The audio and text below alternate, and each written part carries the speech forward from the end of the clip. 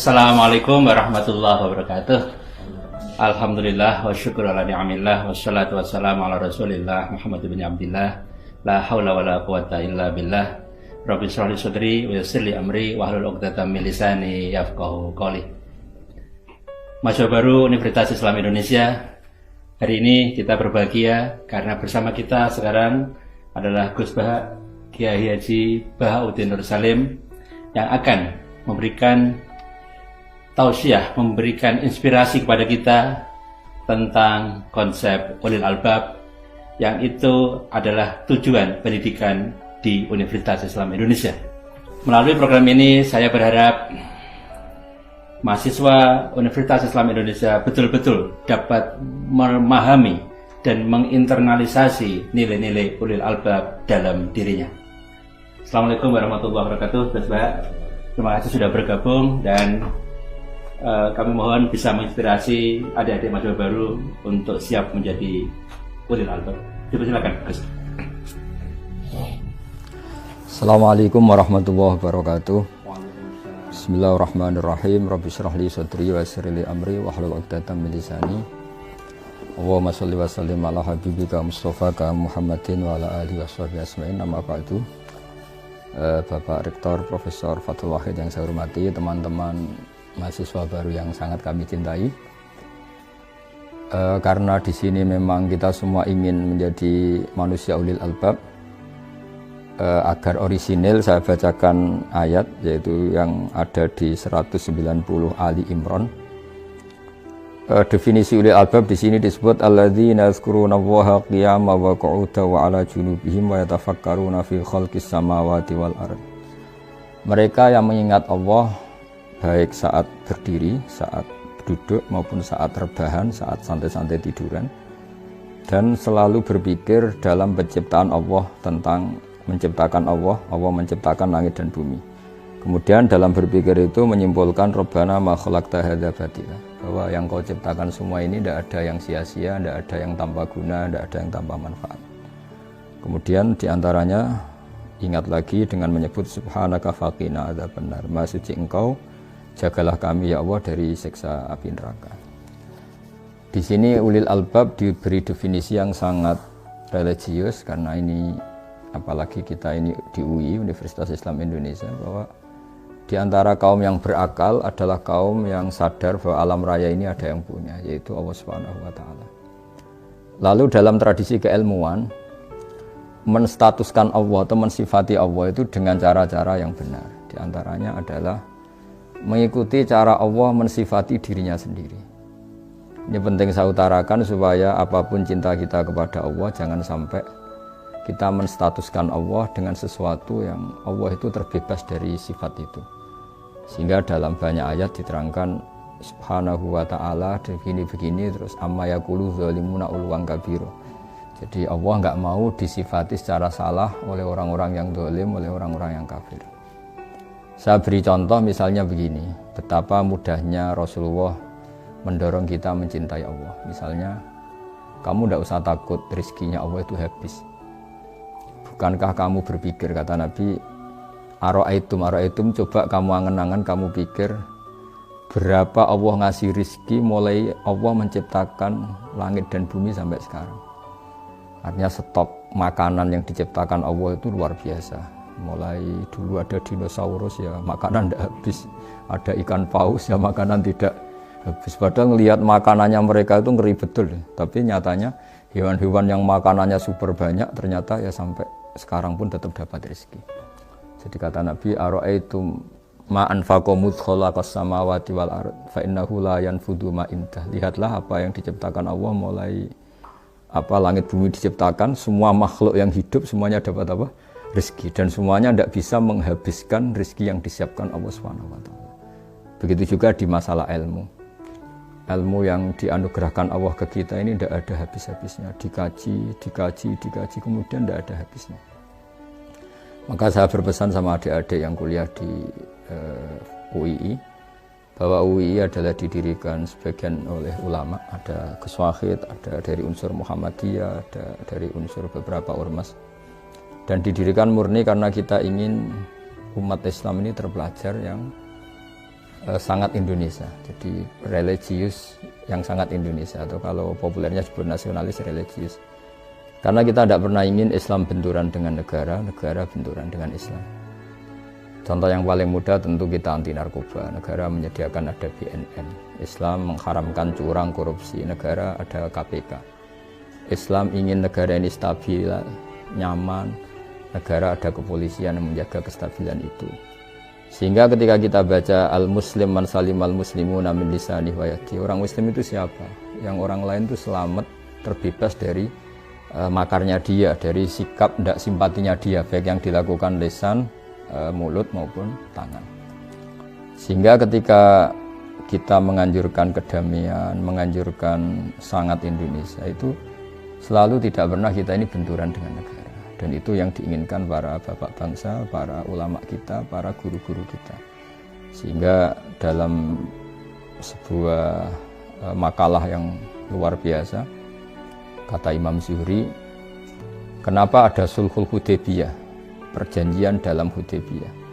Kata Imam Zuhri, dan ini semoga menginspirasi banyak mahasiswa, syukur-syukur semuanya terinspirasi oleh makalah yang diciptakan atau yang dikatakan oleh Imam Zuhri, yaitu gurunya Imam Malik.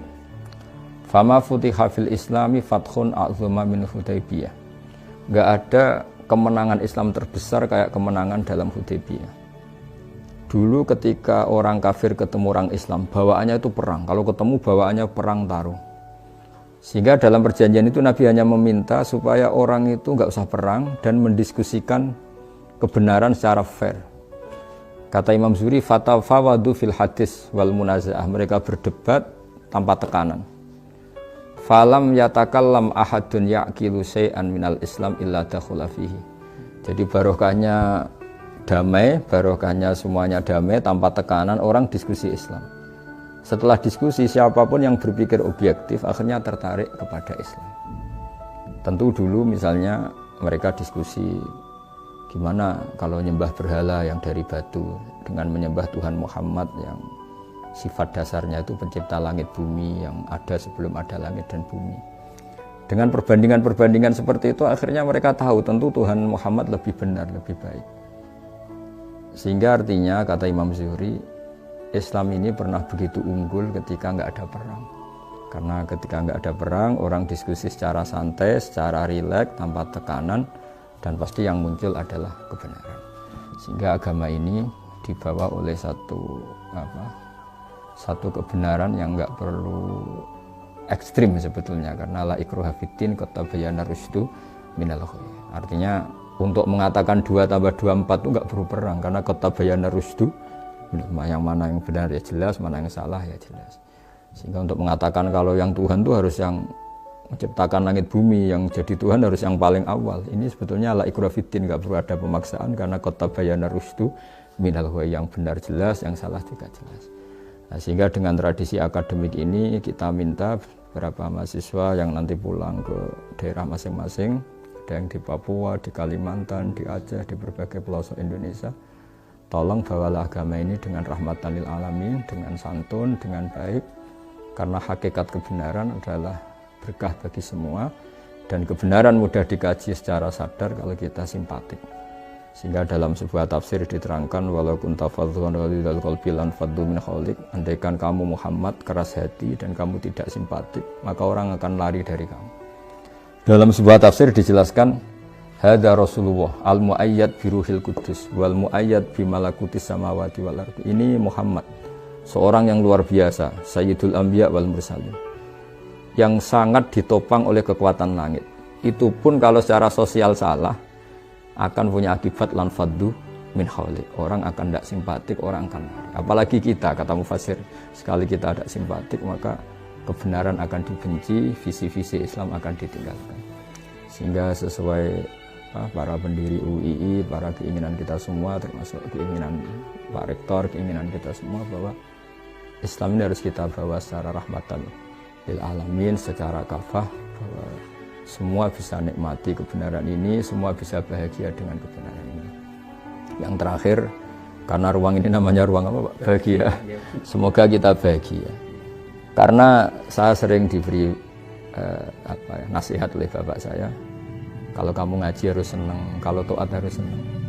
Bagaimanapun orang nyari maksiat itu karena ingin cari kesenangan. Sehingga kalau orang baik sudah senang dengan kebaikan, insya Allah kebutuhan akan maksiat untuk cari kesenangan itu berkurang. Syukur-syukur hilang sama sekali. Kita sebagai manusia bahagia sekali nimang anak misalnya, nimang cucu. Bahagia sekali orang kebanyakan dengan ngopi. Bahagia sekali ketika ketemu teman akrab. Banyak kebahagiaan yang nggak butuh maksiat dan itu kita happy. Begitu juga Rasulullah SAW. Kalau muji sholat itu wa qurratu aini fi sholat. Bahagia saya ketika sholat. Sehingga kalau beliau punya banyak masalah, beliau ngendikan mana Bilal kok tidak datang ngajak sholat. Sampai beliau ngendikan arifna ya Bilal, tolong istirahatkan kami dengan sholat. Jadi kebenaran itu harus sesuatu yang membahagiakan, yang nyaman.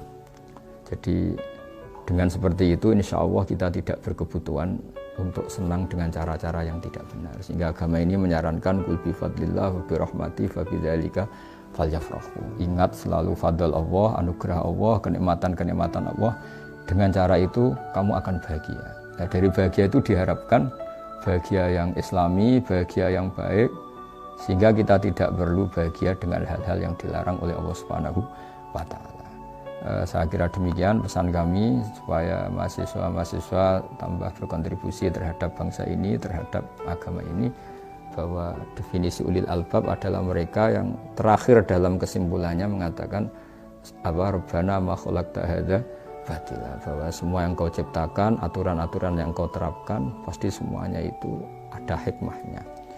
Kita tahu misalnya hikmah terkecil ya, misalnya Allah bikin ini yang ada di kitab-kitab. Allah bikin kutu saja, bikin apa yang di rambut itu kutu atau ketombe.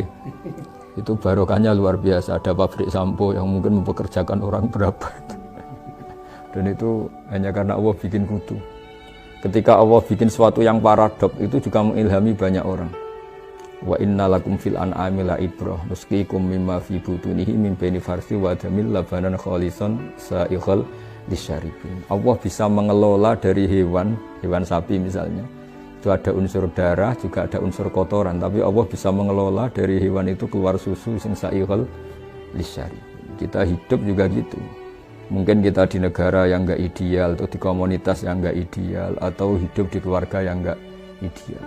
Kita hidup kadang antara darah dan kotoran, tapi Allah tetap mampu bikin sesuatu yang luar biasa, yaitu ada labanan khalisan sa'ighal lisyaribin. Maka kata para ulama, jangan putus asa ketika Anda hidup di keluarga yang kurang menopang, atau negara yang tidak seperti yang Anda inginkan, atau di komunitas yang Anda tidak cocok, karena Allah tetap saja berkemampuan mengeluarkan labanan khalisan sa'ighal lisyaribin. Semoga teman-teman mahasiswa, adik-adik yang mungkin punya keluarga yang orang tuanya broken atau cerai, atau di kampung yang mungkin kurang islami, semua ini tetap kita berharap sama Allah, jangan putus asa, karena agama ini limangka yarjuha wal yaumal akhir. Agama ini diperuntukkan bagi yang selalu berpengharapan, dan Allah sangat mengkritik yang putus asa. Jadi apapun kondisi bangsa ini, misalnya kena pandemi, kena macam-macam, Allah selalu mengapresiasi mereka yang selalu berharap lebih baik, berharap lebih baik. Karena dibalik sosial yang nggak benar pun, kayak tadi mimbeni farsin wadamin, antara kotoran dan darah, ternyata Allah tetap saja mengeluarkan labanan khalisan sa'ighal lisyaribin. Dengan penuh tekad ini dan penuh niat yang baik pada bangsa ini, semoga kita dapat petunjuk dari Allah Subhanahu wa Ta'ala dan dapat ma'unahnya. Saya kira demikian. Wassalamualaikum warahmatullahi wabarakatuh. Terima kasih Gus Bah. Ada mahasiswa baru Universitas Islam Indonesia, banyak pesan yang sudah disampaikan oleh Gus Bah. Beberapa di antaranya adalah bagaimana kita tidak mempertentangkan antara keislaman dan kebangsaan. Kemudian juga kita dilarang untuk berputus asa dan selalu menjaga optimisme apapun yang terjadi, sehingga insya Allah kita akan merasakan bahagia dalam menghayati, dalam menjalankan perintah Allah, dan menjauhkan kita dari bahagia karena ingin menikmati maksiat kepada Allah Subhanahu wa Ta'ala. Terima kasih Gus Bah. Kita tutup. Wassalamualaikum warahmatullahi wabarakatuh.